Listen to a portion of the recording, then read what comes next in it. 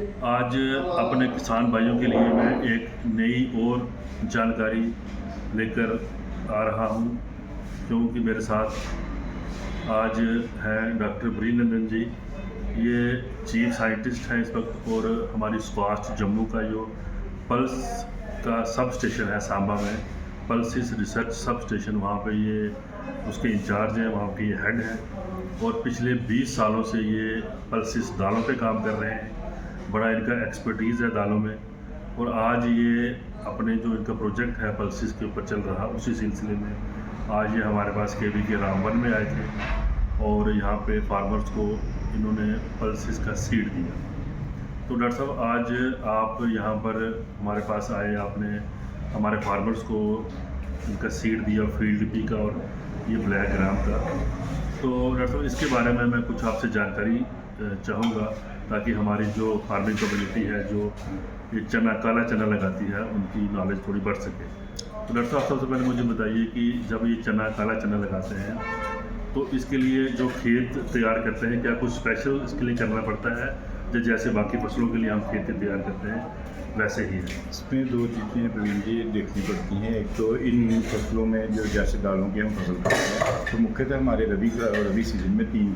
Pulse की crop लगती है, जिसमें लेंटिल लगता है जिसको मटर बोलते हैं, फील्ड भी लगता है जिसको मटर बोलते हैं, और जो तीसरी है वो लगती है चना। जैसे कि हमारा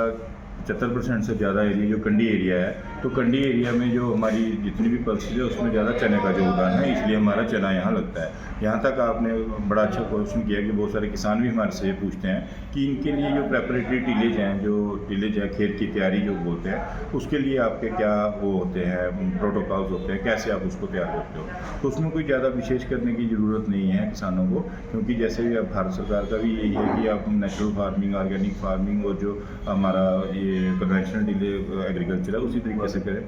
और उसी माध्यम से के लिए उसी तरीके से हम जो कहते हैं इसकी जो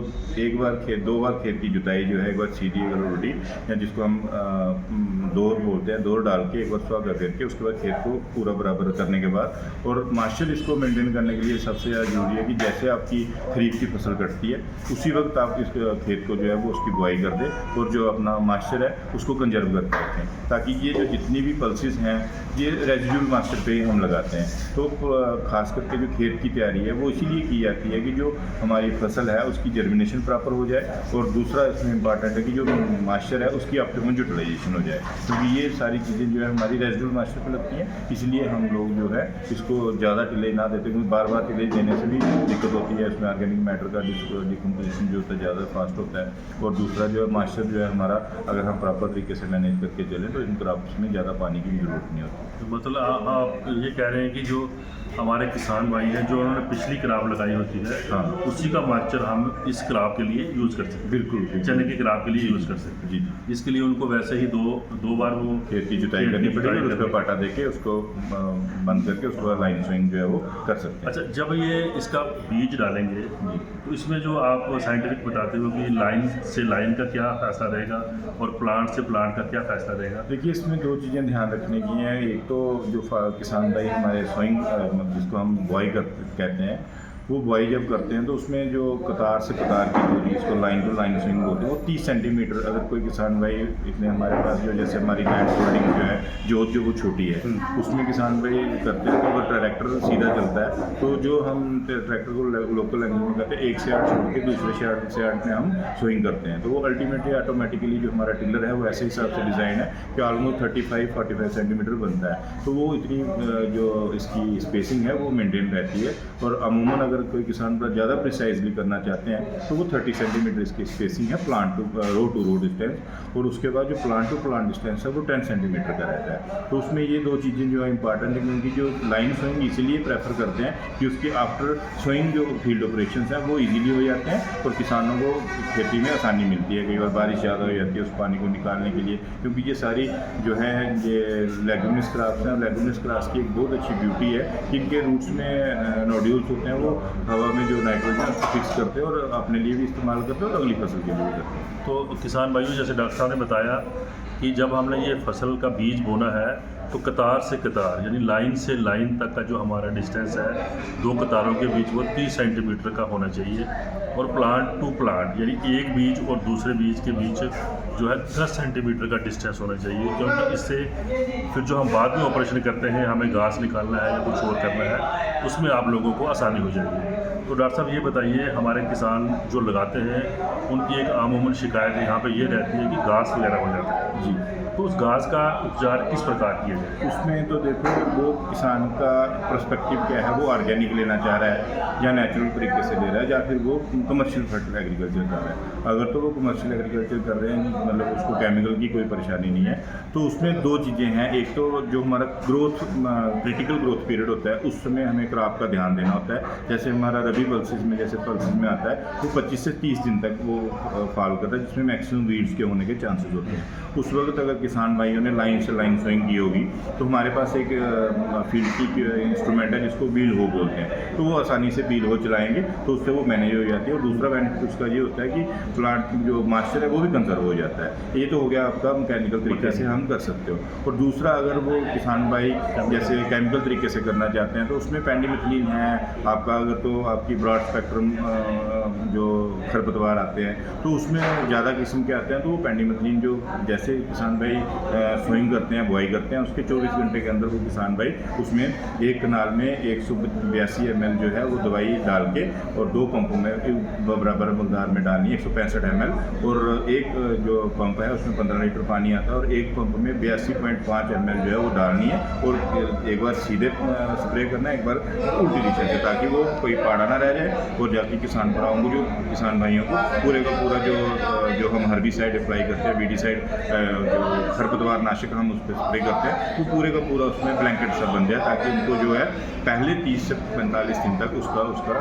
जो रोकथाम है वो मिल जाए। उसके बाद एक गुड़ाई करते हैं किसान भाई, तो वो जो है एक तो हमें इस वक्त ध्यान देना है। और दूसरा जो है क्रॉप को 50 से 60 दिन के बाद जब उसकी आपकी लगभग जो है आपकी अच्छी ग्रोथ होना शुरू हो जाती है, उस वक्त क्रॉप जो है वो थोड़ी ग्रोथ लेना शुरू करती है, ज़्यादा ग्रोथ, तो उस वक्त जो है एक बार होइंग बीडिंग करनी पड़ती है। अगर किसान भाई होइंग बीडिंग तब करते हैं तो ठीक है, अगर उस वक्त भी इन्होंने वो करनी है, केमिकल का स्प्रे करना है, तो हमारे पास और भी पोस्ट हर्बिसाइड्स हैं, जहाँ मतलब हमारे खरपतवार हैं, इस पर हम काम भी कर रहे हैं और हम उनको प्रमोट भी करते हैं। जैसे मेज़ास्पायर है, उसकी हम डोज जो है वो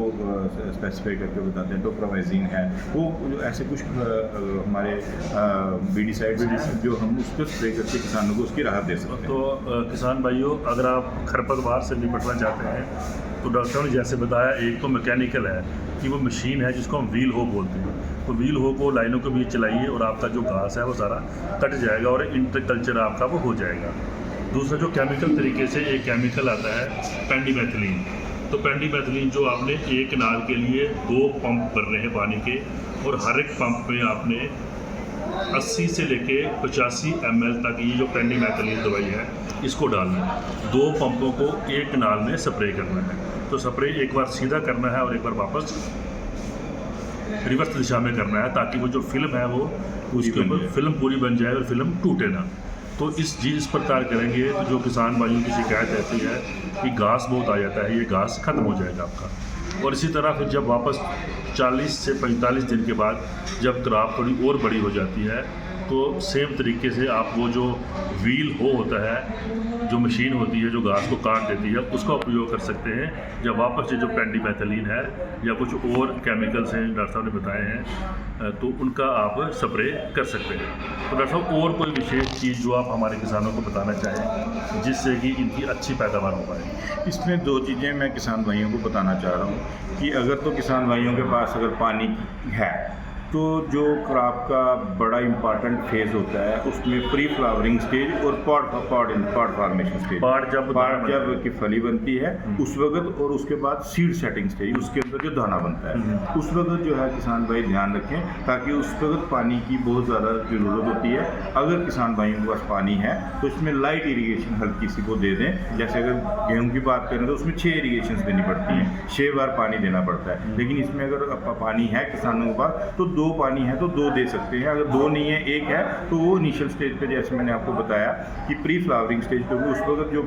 पौधे के ऊपर फूल बन रहे होते हैं वो बड़े इंपॉर्टेंट होते हैं, ताकि उसका जो ड्रॉप ना हो, फूल तो बन जाएंगे, पौधा तो अपनी एनर्जी लेके फूल बना लेगा, वो नीचे ना गिरे, फ्लावर ड्रॉप ना हो, इसलिए वो किसान भाई जो है उसका ध्यान रखें। और दूसरा क्या होता है कि जैसे आपकी पार्ट फ्लावर इनिशिएशन और पार्ट फॉर्मेशन स्टेज के बीच में जो फली बनती है उस बीच में पौधे को बहुत ज़्यादा स्ट्रगल करनी पड़ती है, तो उस वक्त आप 2% यूरिया का जो स्प्रे है गोल बना के, जैसे एक पंप में 15 ml जो 15 ग्राम जो है वो यूरिया मिक्स करके आप उस अपने फील्ड में स्प्रे करेंगे, तो जो उस वक्त जो न्यूट्रिशन का इम्बैलेंसिंग हो रही होती है वो मैनेज हो जाती है। तो जितना सब बताना, एक पंप में पानी का 15 लीटर का होता है, उसमें अगर आप 2% के हिसाब से निकालेंगे तो क्योंकि 15 लीटर पूरा फार्मर भरते नहीं है, इसलिए भरा नहीं जाता, कई बार वो पानी ओवरफ्लो कर जाता है, फार्मर जब पीठ पे लेके चलते हैं तो उनको थोड़ा सा ये लगता है, इसलिए हम 13 से मतलब 15 लीटर के बीच में आता है, उसमें 15 ग्राम से लेके 20 ग्राम तक आप उसमें डालेंगे, तो डालना है और उसको अच्छी तरह से मिक्स कर लेना है। मिक्स करके पहला जब आप स्प्रे करेंगे तो फील्ड की बंड पे, मतलब जो आपने मेड बनाई हुई है पहले उस पर करें, ताकि जो कंसंट्रेशन है वो थोड़ी सी डाइल्यूट हो जाए, उसके बाद आप अच्छे तरीके से पूरी क्रॉप पे करें ताकि उसको निजात मिल जाए। उस वक्त जो इसकी क्रॉप की न्यूट्रिशन इम्बैलेंसिंग होती है वो मैनेज हो जाती है, तो उसमें वो जो फ्लावर ड्रॉप है वो भी चेक हो जाएगा, उसको न्यूट्रिशन भी मिल जाएगी और उसके साथ साथ उसमें सीड सेटिंग भी अच्छे तरीके से। तो किसान भाइयों, ये आप सभी शिकायत रहती है कि हमारी जो फली है वो बन जाती है, उसके बीच दाना नहीं लगता। तो डॉक्टर साहब ने बताया कि ये वाटर स्ट्रेस के कारण है। इसके लिए क्या करना है आपने, जैसे ही आपको दिखता है कि हमारे पौधे में फली लगना शुरू हो गई है, तो आपने एक कनाल के लिए एक पंप जो पानी है उसमें आपने 15 ग्राम के करीब यूरिया डालना है। 15 से 20 ग्राम के करीब यूरिया डाल के उसकी स्प्रे कर देनी है। तो यूरिया जो है एक किस्म के न्यूट्रिशन भी देगा और साथ साथ में जो पानी है मॉइस्चर भी देगा, जिससे कि आपकी जो फली है उसमें दाना अच्छी तरह लगेगा। मटर में भी ये शिकायत रहती है कि फली तो बन जाती है लेकिन अंदर दाना नहीं बनता। तो ये यूरिया का 2% गोल का स्प्रे करना ये आपके लिए बहुत जरूरी है। तो डॉक्टर साहब, और इसके अलावा कुछ और आप बताना चाहें हमारे किसान भाई? मैं किसान भाइयों से ये अनुरोध करना चाहता हूँ, आप बहुत अच्छा काम कर रहे हो कृषि विज्ञान केंद्र रामबन में, तो क्योंकि हमारा ये सारा कंडी का क्षेत्र है, तो जैसे ही आपको मॉइस्चर अवेलेबल मिलता है अपनी ज़मीन में, जितनी भी ज़मीन है आपका, किसी के पास 2 कनाल है, 4 कनाल है, 1 कनाल है, तो उसमें से 10% एरिया जो है वो दालों के लिए ज़रूर रखें, ताकि इस बार अगर इस खेत में लगाया अगली बार दूसरे खेत में लगाएं, तो जो उसके अंदर ज़मीन के अंदर आपके जो माइक्रो ऑर्गेनिज्म सूक्ष्म जीव है वो जिंदा रहें, क्योंकि उनका जिंदा रहना बहुत ज़्यादा ज़रूरी है, ताकि वो मिट्टी के अंदर जितने भी हमारे पोषक तत्व पड़े हुए हैं उनको अच्छी तरह से यूटिलाइज़ करें और वो अपने अवेलेबल फार्म में अपने न्यूट्रिशन जो है वो दूसरे प्लांट्स को भी और अपने प्लांट्स को जो लगे उनको भी वो ज़्यादा से ज़्यादा दे सकते। तो डॉक्टर साहब, ये आज जो हमने बीज दिया जी, तो ये आप क्या सजेस्ट करते हैं कि ये बीज की जो है कब तक ये उनको लगाना चाहिए किसान? देखिए, ये तो जैसे हम इसको अब हमारी सिफारिश ये है कि 15 अक्टूबर से लेकर 15 नवंबर तक, क्योंकि हम मास्टर बारिश का वेट कर रहे थे, तो अभी हमारे पास बहुत ज़्यादा टाइम है। ये 15 नवंबर तक जो है, 15 नवंबर से 20 नवंबर तक भी किसान भाई लगा सकते हैं, और ये मीडियम सीडेड वैरायटी है और इसके लिए मास्टर स्ट्रेस कंडीशन को भी झेल लेती है थोड़ी, मतलब हमारी अच्छी तरीके की। और एक चीज़ और है, जैसे आपकी क्रॉप 3 से 4 सेंटीमीटर की हो जाती है, उसके ऊपर निपिंग करते हैं, ऊपर से थोड़ी थोड़ी सी काट दें, ताकि उसमें जो नंबर ऑफ़ रूट्स हैं, नंबर ऑफ़ जो शूट्स हैं वो ज़्यादा बने, और जब शूट्स ज़्यादा बनेंगी, उसकी टहनियाँ ज़्यादा बनेंगी, तो उसमें जो है फल ज़्यादा लगेगा, फूल ज़्यादा आएंगे, तो फूल ज़्यादा आएंगे तो फल ज़्यादा लगेगा, जब फल ज़्यादा आएगा तो ऑब्वियसली किसान भाई का जो है वो जो जिसको हम पैदावार बोलते हैं वो ज़्यादा बनेगी। तो ये इसी के साथ में ये कुछ चीज़ें हैं, बाकी जैसे जैसे किसानों के साथ रब्ता होगा आपके उसके एरिया का, तो हम किसानों को जानकारी देते रहेंगे। डॉक्टर साहब, आपका बहुत बहुत शुक्रिया। आपने बड़ी अच्छी और बड़ी बिल्कुल बारीक तरीके से जानकारी दी, और हम आपकी सेवाएं आगे भी लेते रहेंगे अपने किसान भाइयों के लिए। धन्यवाद जी, धन्यवाद। जय श्री।